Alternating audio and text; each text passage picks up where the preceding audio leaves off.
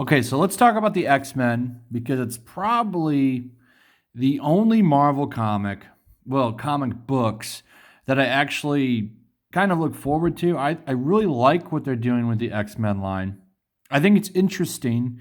I think they're setting up a long game here that's going to explain a lot because these X-Men act really strange.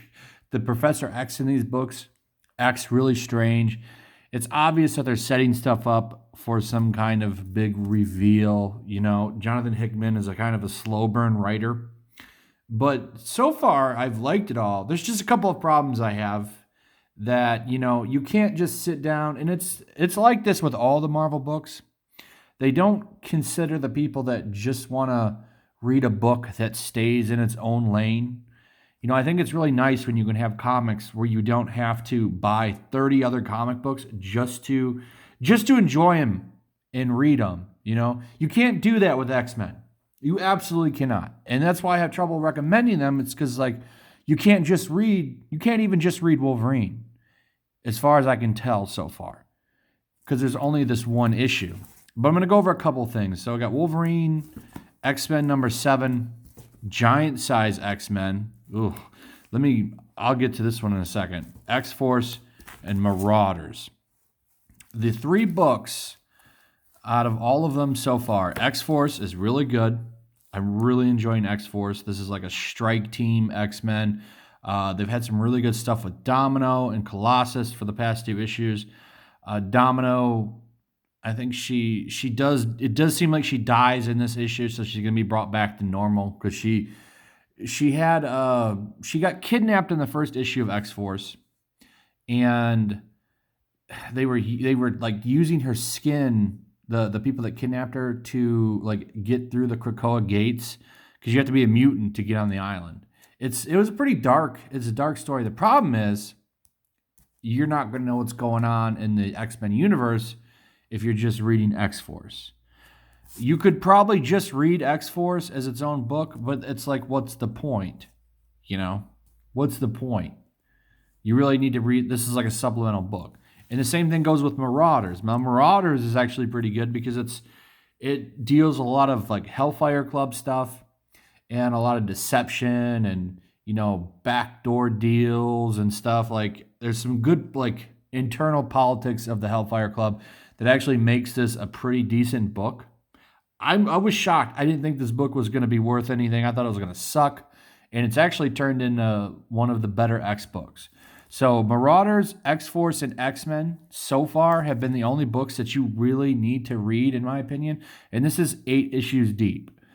So usually, by now we have an idea of where things are going. I don't think you need to read Excalibur or New Mutants to really know what's going on, because both books take place in different areas. Like New Mutants is taking place in space mostly. And then you have Excalibur, which takes place in Camelot or whatever the hell that book is. That book sucks.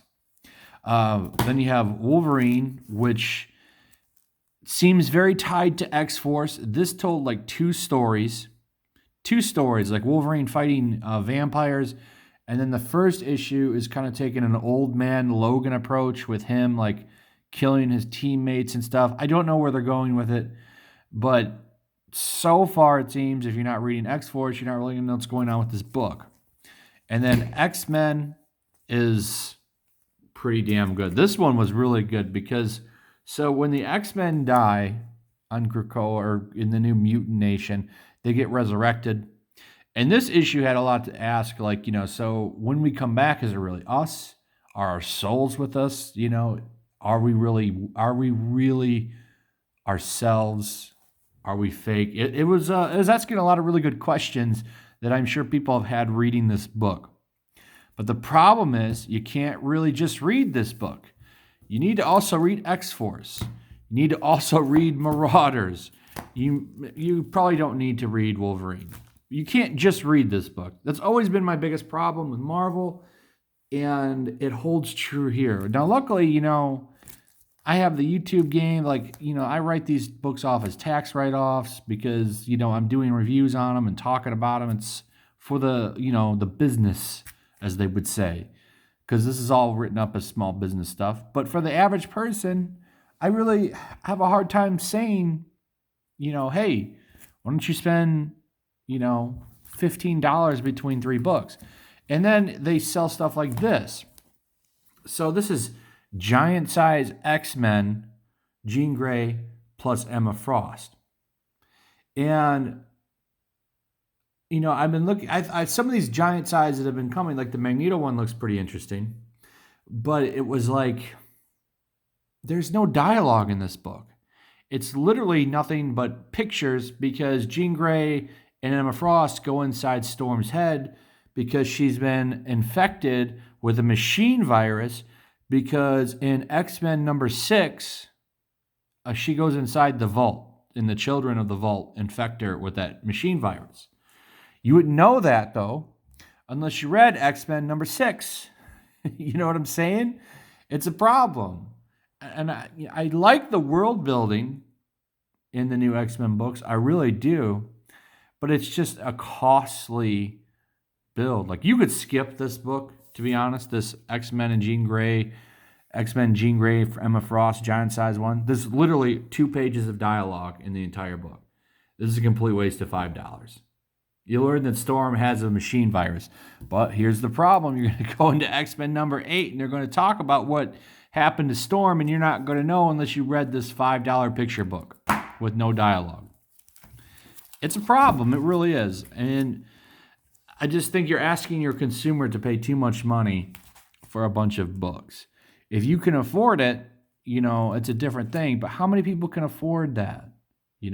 Every week, X-Men books come out. This is just 2 weeks. This is 2 weeks of X-Men books. You know what I'm saying? It's not the smartest idea. Though Marvel hasn't had the best ideas in a while.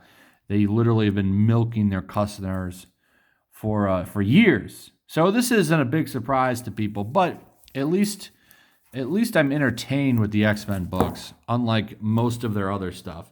I like the X-Men books and Venom. That's about the extent of what I like from Marvel right now, for real. So if you're into the X-Men books, if you're into X-Men, I do like these. I like where they're going with it. The world building is fun. It's just expensive.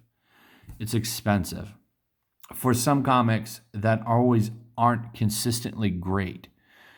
Some are really good, then they're mediocre, they're okay, then they're great. Like X-Men number 7. X-Men number 7 was great. I liked it a lot. A lot of good stuff in here.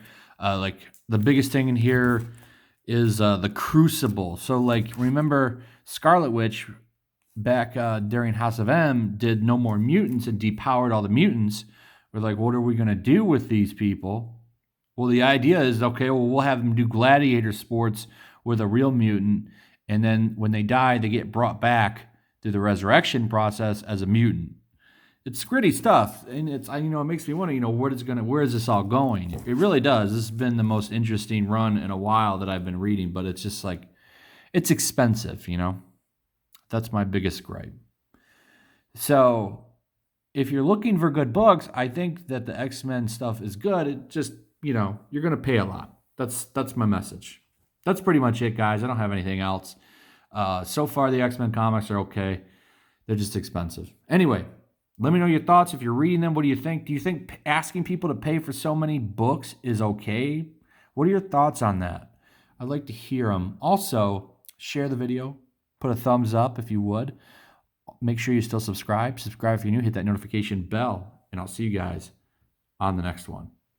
Peace.